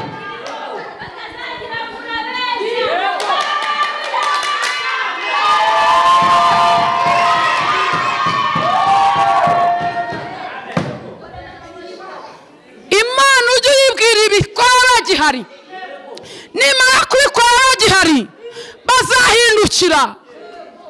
Abantu bavuze nabi umuntu w'Imana, Imana imaze kumuhumura imuhagurukije abandi kuri cya kidendeze. Bamwe bati ariko uriya ko mbona sana Martin we undakamubwira atoya atariko se nawe uretse gushinyagura ntuzi ko bamujyanye bakamujugunya iyo ngiyo kubera ibibazo byabo iyo ngiyo. Undi tinyamara mbonye asa nawe, abandi batoya ntabwo ari we. Atari kuri umukobwa wakoze ubukwe uyu munsi ntabwo ari wa undi baravuze ko wagumiye umusengero kwa runaka. Ati woya batawe yanyamara njye nabonye ameze nkawe wamujyaho neza wamureba ukamuta nyirane uraho hati ndaho hati Yesu yabigende hari igitangaza Imana ikora ntibiri gusobanurira abantu hari ikintu kimwe Imana igikora ntuwiri gutanga amakuru akitanga ubwayo kizamuye ko gutya bakabona w'impeta nta muntu kubaza ngo sura umugore cyangwa uri umugabo bahita bamenya icyo uri cyo kubera ko Imana yasizeho igitangaza kigize gite kivugira iki kiravuga cyo ku rutoki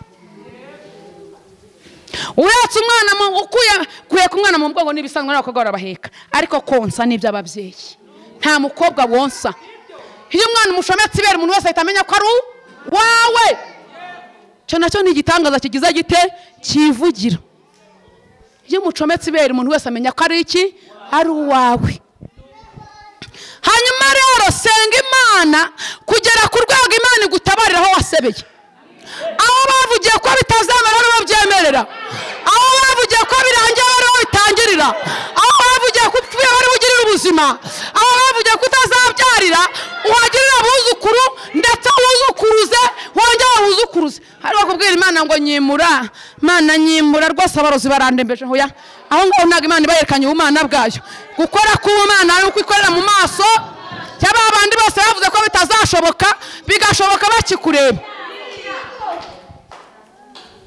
Haleluya. Ibyo nabyo ntimubyumvise? Haleluya. Ibyo nabyo mugize mute? Murabyumvise. Wa muntu wakubwiye ngo ugiye mu gakiza ariko neje mu gitondo ukabivamo. Bwira Imana igukomerezemo ndetse ubwira utumereza agatuti nzabwiriza ahantu ari uyibwira uti nzamurira mu maso yabo naho kukwimura nta gashye bikoze aho bavuga ko uzaca inshuro Imana yaguhera abantu bo kuguhingira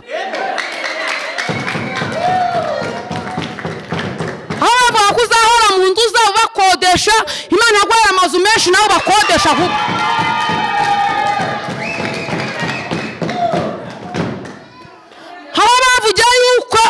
ufite umwenda umwe wakirwaho gukomera kugira umwenda umwe Imana yaguhera 60 ugihinduranya kwa mbere no kwa gatatu ugenda ubana pasa bariya niho watanga buhamya n'abazavuga imirimo y'Imana nawe njyaho duhuye nambaye imyenda ntibamenya aho nayikuye bamenya byaragenze gutese ariko twakuranye ubizi niwe wakubwira uti shana ukuri ko Imana yagize neza yaramutabaye kubera ko niwe ubizi neza hanyuma nimara kukwimura ibihamya bizava hehe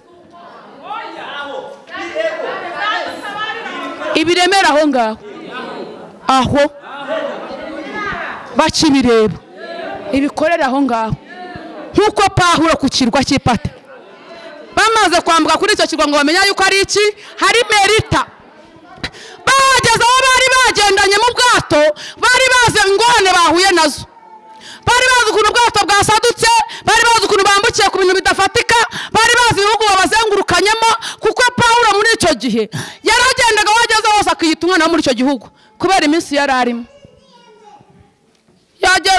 yagera mu bagira icyaga bati nongeraga ndumugira iki ntuzi ko mwene uriya hari ahepfo tuziranye wahehese nukubera igihe nama atakira ngo yikwe ko yaramerewe nabi yari mu gihe kibi cyane kimubabaje ariko nubundi ariko yari afite ijambo ry'Imana muri we Imana yaramubwiye ngo nzakugira kwamamaza ubutumwa bwanjye uzaba umuntu wamamaza ubutumwa bwanjye aragenda ngo bamaze kwambuka ikirwa kubera ko bari kumwe bari bazanye yaragize bate baziranye baravuga ati nubwo Imana yadukuye mu nyanja kandi Pawulo nawe wambutse nabi muri bose kubera ko Imana yadukuye mu nyanja we yaraboshye abandi bo ntago bari baboshye kubera ko Imana yamukuye mu nyanja yaraboshye kubw'ibyaha bye baba afite ibyaha kandi nta byaha yari afite yaziraga kwamamaza Yesu wazutse kubw'ibyaha bya Pawulo akaba yambutse mu nyanja ariko kiriya kintu kimufasheho kiriya nukuri kwisumba byose umva ukuntu baza ubwenge abantu turwana naho ntago ari abapagani ni abantu bavuye mu nzu y'Imana niyo mpamvu baturwanyiriza mu nzu y'Imana cyangwa ari umupagani wo mu rusengero niyo mpamvu bakurwanyiriza mu ijambo ry'Imana naho umupagani utaragera mu nzu y'Imana iyo mu nzu y'Imana ntubimubaze baravuga ngo Imana idashurwa kibera ntago iri mukundire ko abaho tangariza umuntu mwicaranye mu rwego mbayeho abarozi bahari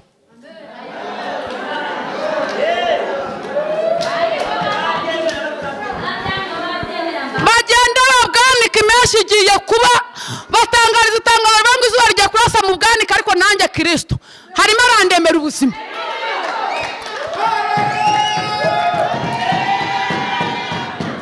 bakazuba kagiye kurasa bugaragure babwanure neza babwanike neza ariko natwe izuba rirashabanya amasengesho tuba tubonye umwanya wo kugenda nibwo dushyira ku mavi tugakokobeka tukabwira Imana ngo turengere uturinde abarozi baturaga bagasanga ntacyo bidutwaye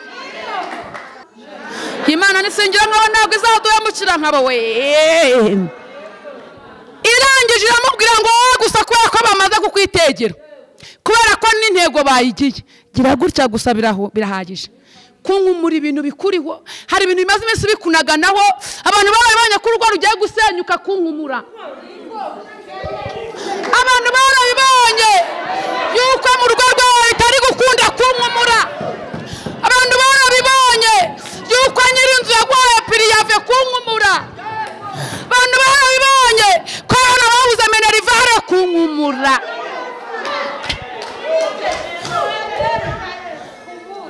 arangije agira atya Pawulo byonyine gusa byari bihagije ngo igikururuka kigira gite kigwa mu muriro barangije barahindura baravuga ngo niki barahinde bavuga ngo niki abavuze ko idacurwa kiba ritari mukundire kubaho nibo bongera bahita banahindura baravuga ngo niki babivugiye aho ngaho ntibigeze bahaguruka hanyuma abantu bamanitse amatangazo y'uko ibintu byawe bitazakunda niyo bagiye kongera kwemana bamanuka bavuga ko byemeye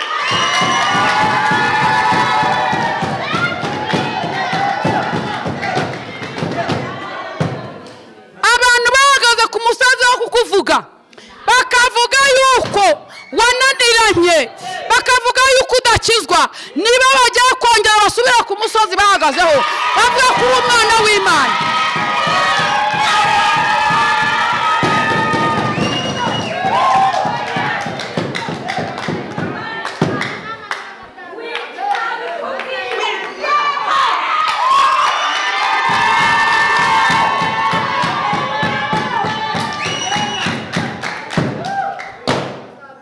Haleluya.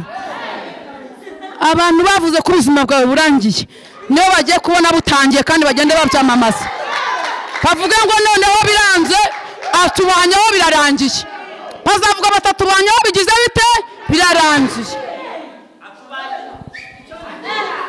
Haleluya. Tagira ngo nkubwire ngo twebwe abana bisumba byose dushibukira mu bikari by'isumba byose tukaragirwa mu bikari mu mirima y'isumba byose tukanywera ku mariba y'isumba byose abantu batoba y'isi ay'Imana ahora afukuye kandi ahora atenduye kubera ko umuti w'Imana uhora mu mazi y'isumba byose komera Yesu amashyi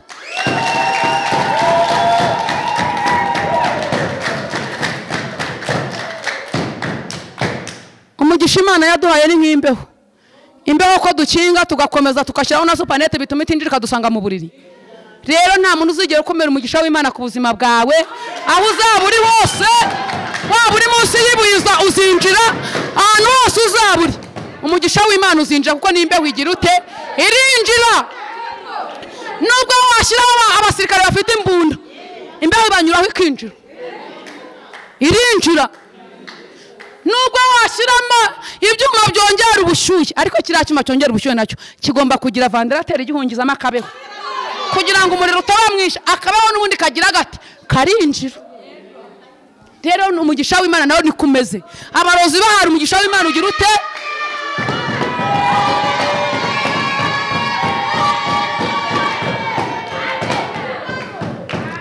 amen amen hanyuma rero ndimo ndagera ku musozo ndimo ndagira ne ndashoje kugira ngo n'undi mwanya uze gukora ariko utahuzi neza yuko umugisha w'Imana ni nk'imbeho amagambo ya Marita nazatuma Imana itagutabara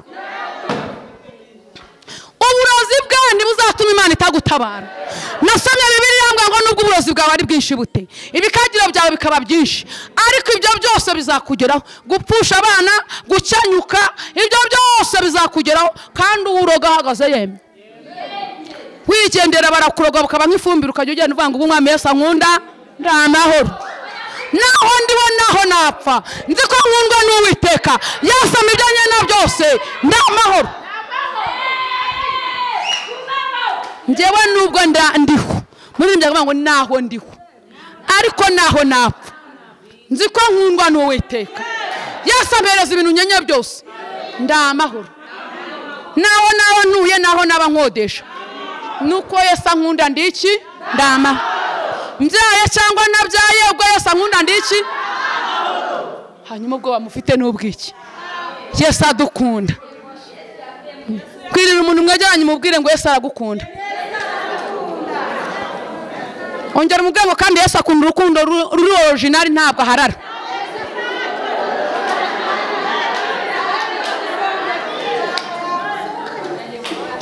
Ngo ni wowe wenyine gusa bwanjye bugufi bwanjye Yesu yaragize ute yarahari hakajya mbwira ngo nubwo nawe bimeze bitya bizagenda bitya kandi abari aho ngaho abaganga bo bari gukarakara barimo barashakashaka imiti ngo barebe ko umuntu yagaruka ariko Yesu aravuga ngo ngende muri misiyo yanjye.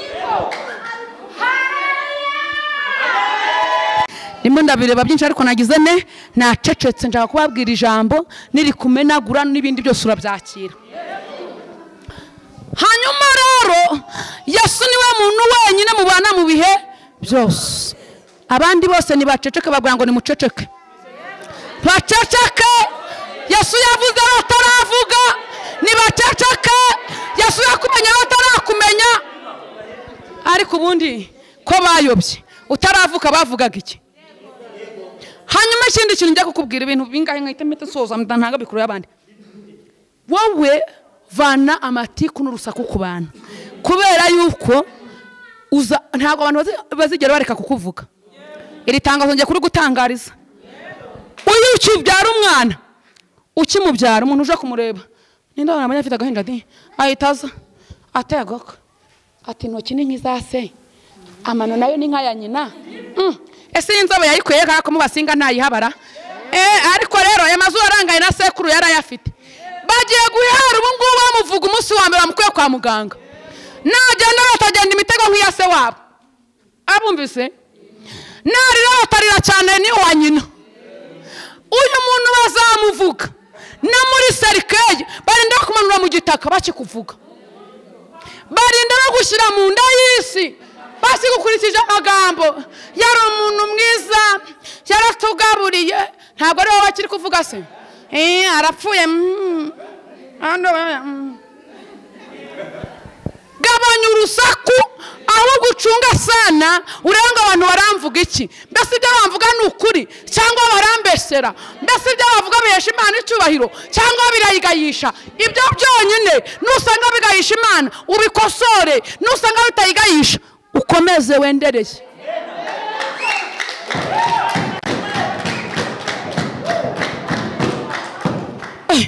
Ukina n'umuntu utangiye kuvuga umuntu atarabona atariko nyambona iranda yari nini cyane ishobora kuzavamo umuhungu atariko buri akazabyara abahungu benshi azabagira ati base.